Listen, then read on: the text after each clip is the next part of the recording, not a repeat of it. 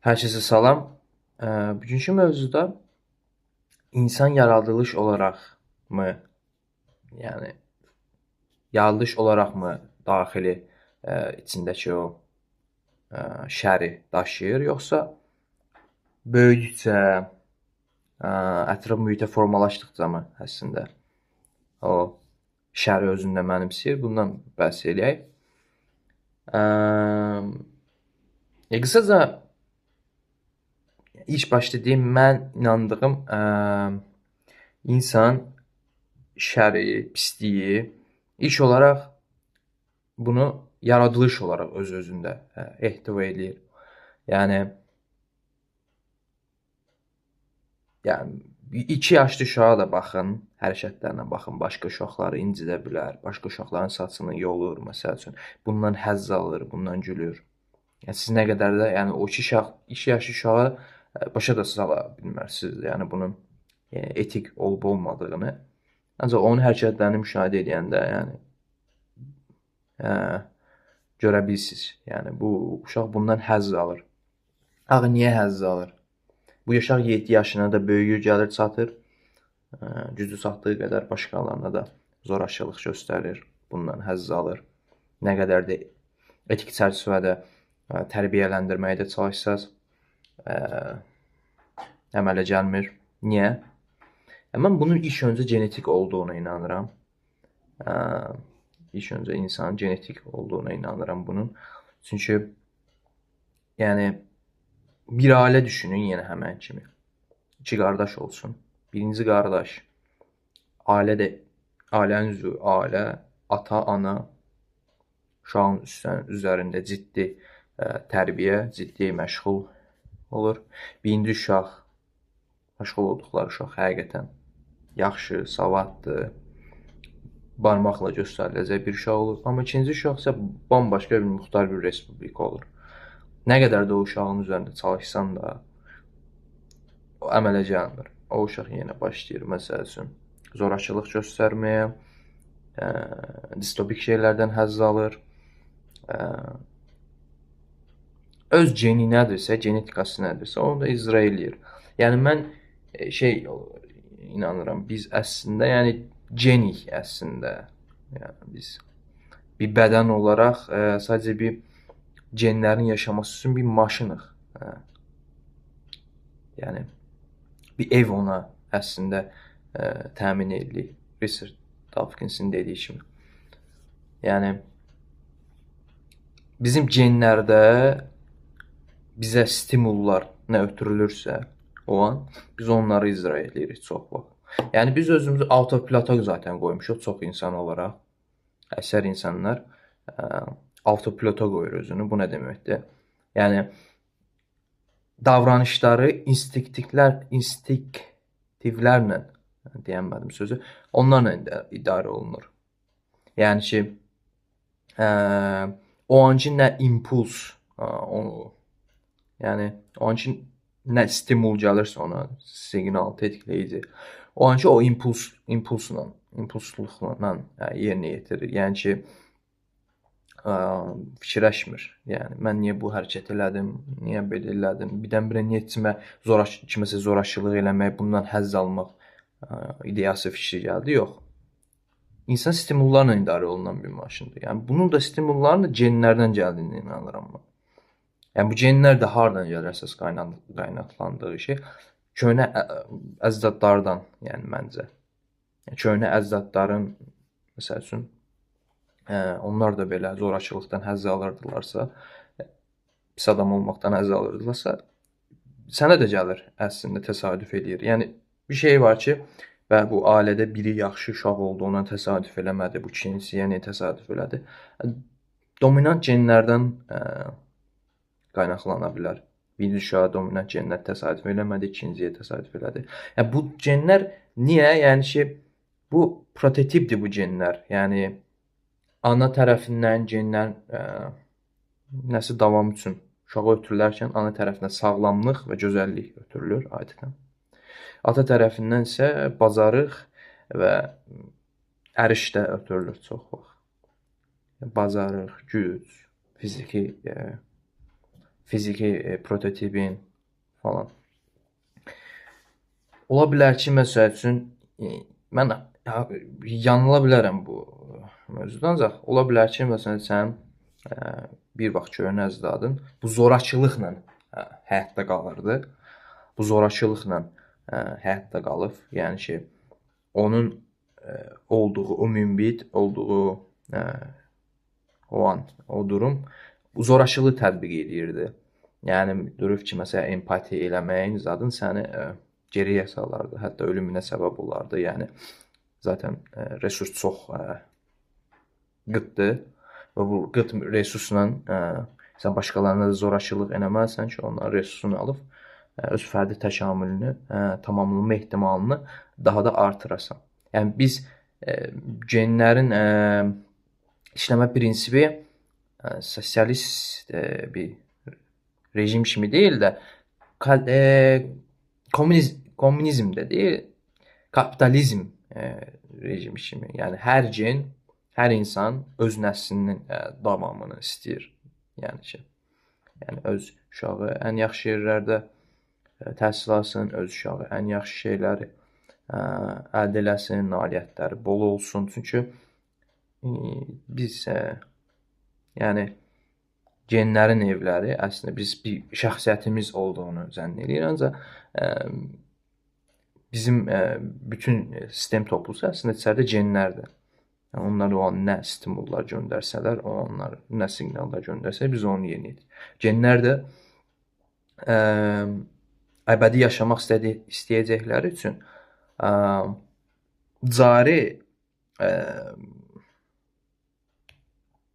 cari olduğu bədəndə, yəni məsəl üçün mən ev sahibiyəm genə və əslində genin mən istifadəçisiyəm. Yəni və gen də istəyər ki, onun nəsil davamı olsun. Yəni o əbədi yaşasın. Çünki hər bir gen ayrılıqda bir fərddir. Yəni sənin daxilindəki genlər fərqlidir, məndəkilər fərqlidir. Hər biri özünün əbədi yaşamasını istəyirlər, əslində yaşamalarını istəyirlər. Bu doğrultuda stimullar, siqnallar göndərərək içində olduqları o insanın maksimal bacardıqları qədər çoxalmaq istəyirlər. Bu səbəbdən biraz qatdım, qaçdım bütün mövzunu, amma bu səbəbdən inanıram ki, yəni qısaca toparlayasaq olsaq, əgər bir adam yenə də nə qədər o adamı tənbih eləyirsən, nə qədər bütün quruluşlar onu yola gətirmək istəyir, nə qədər dinlə, imanla, başqa ideologiyalarla, başqa üsullarla, fəndlərlə, adam yenə də gedir o zorakılıq eləyirsə, yenə də başqalarını incidirsə, bundan həzz alırsa, deməli bu adamın bu proqramıdır. Bu daxildəki bir proqramıdır, sındıra bilmədiyi. O proqram ki, mən inanıram o proqramın adını, yəni deyirəm genlərdir. O genlər ki, ona stimul verdiyi zaman, siqnal göndərdiyi zaman ki, get bunu elə, onlar eləyirlər. İçəridə bir narahatlıq, bir dürtü ilə. Yəni bu halda kuklacı o genlərdir içəridə. Kukla da o zorakılığı tətbiq eləyən o insandır. Yəni necə olur ki, bu insan dəyişə bilmir? Bu qədər tənbihə, bu qədər hər şeyə qarşı. Çünki bu halda gərək insan dərk-i şüura çatsın, dərk-i şüurla şüurunun fərqinə vara bilsin və öz sisteminin, öz proqramının fərqinə vara bilsin ki, o an ona nə siqnal gəldisə, onu impulsivliklə yerinə yetirməsin, yox deyə bilsin. Bu isə özünü manuala almaqdır. Autopilotdan çıxarıb manuala almaqdır. O zaman isə artıq çətindir, əlbəttə, məşəqqətlidir fikrimcə. Yəni bu zaman genlər həmin adamı təzədən avtopilota alması üçün cəzalandıracaq, narahatlıq verəcək, daxili böhran verəcək, depressiya verəcək, adam nihilizmə doğru gedəcək. Çünki genlər istəyir ki, bütün kontrolü sən ona təhvil verəsən, o səni idarə eləsin. Yəni bir avtopilot. O sənə nə o an bir stimul verdi, sən onu sorğu-sualsız tamamilə avtomatikləşmiş yerinə yetirəsən. Bu səbəbdən inanıram ki, insanın daxilindəki o dəyişməz, o şər, dəyişməz o pislik insanın o proqramından gəlir. O proqram da, yəni mən inanıram, onun köhnə əcdadlarından irəli gəlir. Çünki onun köhnə əcdadları o zorakılığı, o pislik eləməyə məcbur idilər həyatda qalmaları üçün. Başqalarını əssinlər ki, onların resurslarını əldə eləsinlər ki, həyatda qala bilsin, yoxsa özləri ac qalıb öləcəklər. Yəni burada bir yarış var əslində. Yəni survival of the fittest. Yəni ən yaxşı uyğunlaşa bilənlər əslində həyatda qalırlar. Təbiətin zaten tələb etdiyi də budur. Yəni təbiət üçün etika, əxlaq, empatiya, simpatiya bunlar əslində gərəksiz şeylərdir. Yəni necə gərəksiz? Təbiət üçün mühüm bir yer təşkil eləmirlər. Necə? Sən uyğunlaşmana əgər yaramırsa, əslində sənə ziyan verirsə, sənin bu saflığın, bu etika bu qədər düşünməyin, bu moral, əxlaqı bu qədər düşünməyin, səni geriyə salırsa, səni öldürəcək, səni öz fərdi təkamülünü zədələyəcək rəddiyə gətirsə, sən gərəksizdir, lazımsızdır. Yəni təbiət üçün sən 1000 nəfəri də öldürsən qəddarlıqla, o 1000 nəfər resursunu topladın özünə və öz fərdi təkamülünü tamamlamağa bir nöqtə daha irəli getdinsə, bu sən təbiət üçün zaten faydalı və uğurlu sayılırsan. Təbiət kollektiv deyil də kapitalist bir rejim kimi fərdi önəmsəyir, fərdin həyatda qalmasını istəyir və fərdin maksimal şəkildə nəsil davamını eləməsini istəyir. Yəni biz bunun üçün zaten varıq. Bunları eləmədiyin zaman zaten təbiət səni cəzalandırır. Yəni həm sən təbiət bir stadiumdur. Belə götürüb. Təbiət bir stadiumdur bura. Genlər də bizi idarə edən o sistemdir. Əbədi yaşamaq istəyən sistemdir. Biz sadəcə bir ona ev sahibiyik. Əlbəttə indi genlər dedim, tamamilə genlərə bağladım insanın içindəki o pisliyi. Ancaq ətraf mühit də rol oynaya bilər o insana. Yəni bu şey demək istəyirəm ki, bir insanın proqramı odursa, yəni o pisliyi törətməyə proqramlanıbsa, siz nə qədər deyiləsəz o insanı dəyişə bilməzsiniz. Ümumiyyətlə, bir insanı siz dəyişə bilməzsiniz. O insan nə zaman dəyişər? Nə zaman ki, öz proqramının mahiyyətinə varar, öz proqramının verdiyi stimulların fərqinə varar və özü artıq avtopilotdan özünü çıxarıb manual moda keçirsə, yəni artıq özünə hakim olsa, özü proqramının fərqinə varsa və o stimulları gələn zaman fərqinə varsa və onlara stop deyə bilsə, o zaman dəyişə bilər. Yəni, bunu demək istəyirəm. Başqası dəyişə bilməz. Ona görə belə insanlar islah olunmazlar. Yəni, özləri dəyişmədiyi müddətcə islah olunmazlar.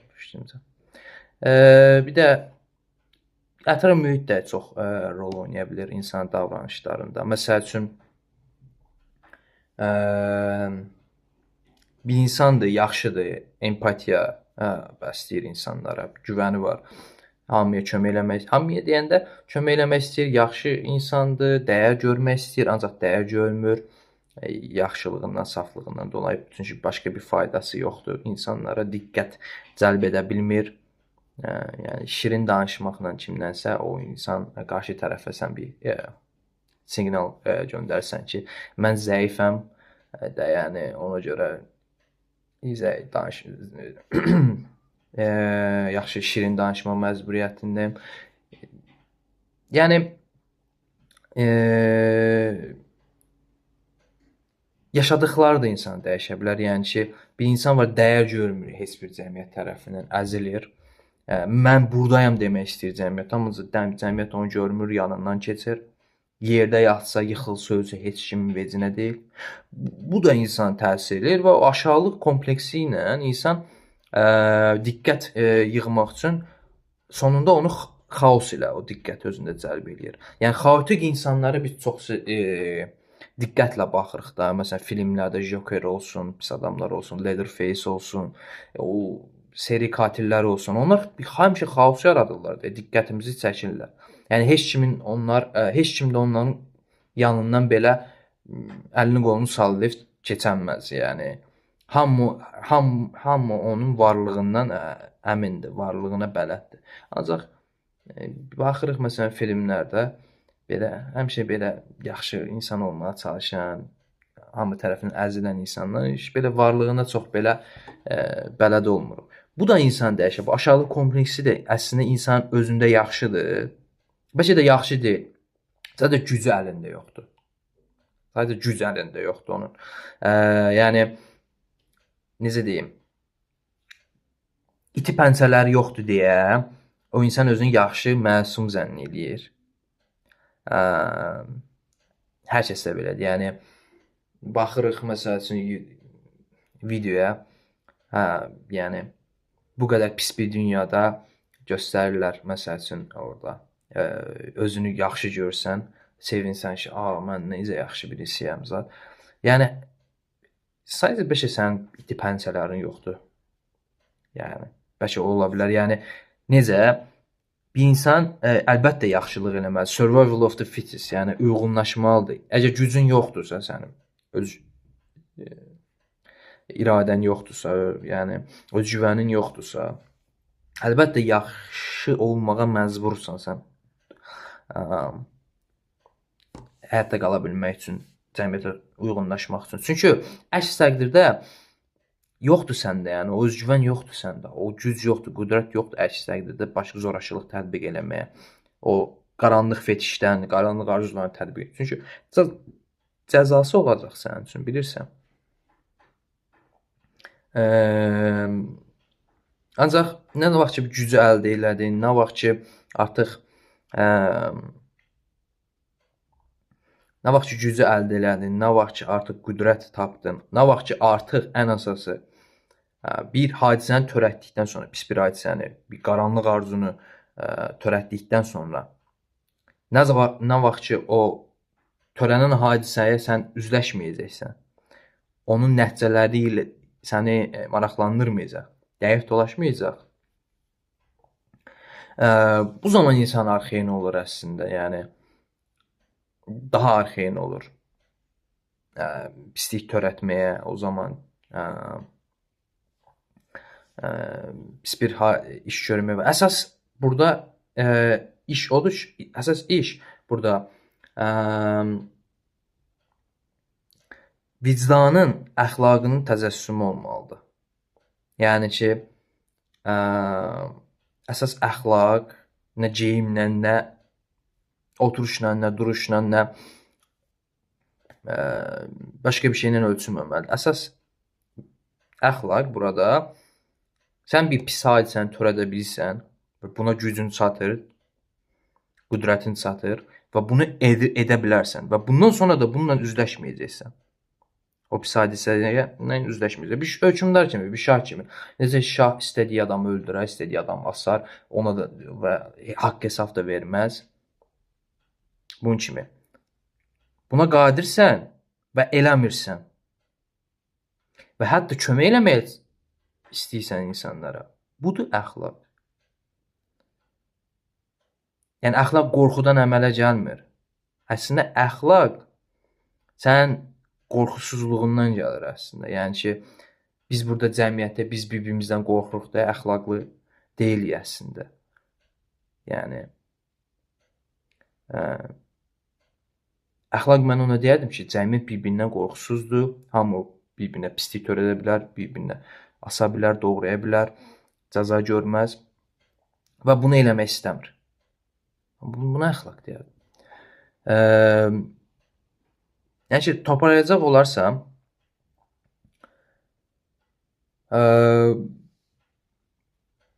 hadisələr də təsir eləyir insanlara.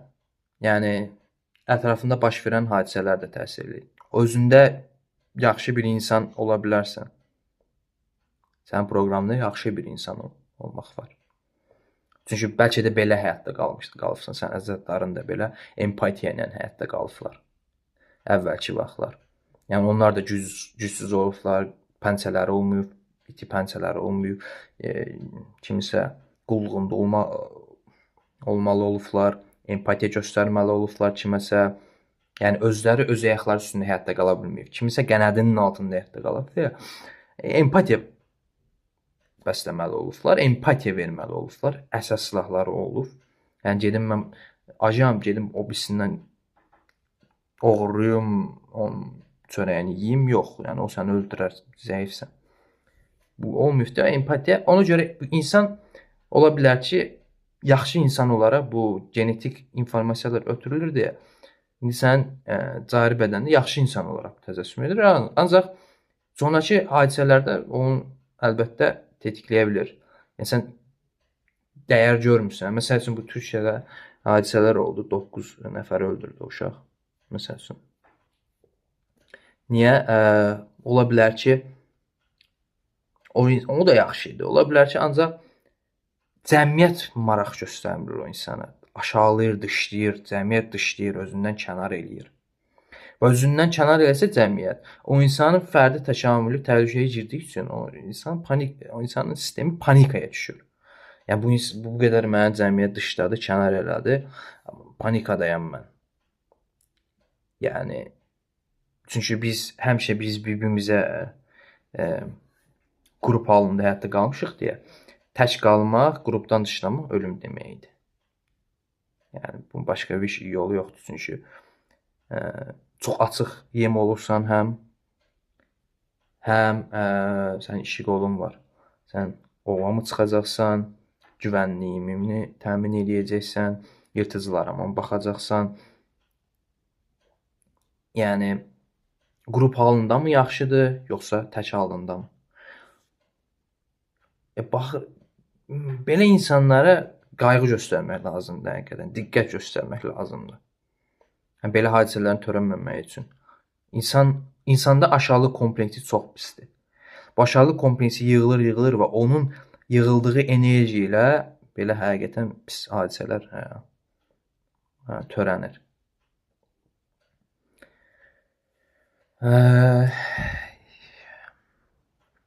Qısaca toparlayacaq olarsam, mən ilkin olaraq insanın pis oluşunu genetikası ilə əlaqələndirirəm. Daha sonra isə onun yaşadıqlarından əlaqələndirirəm. Yaşadığı tetikləyicilər də mühüm rol oynaya bilər. Ancaq insan 7-sində, nədirsə 70-ində odur.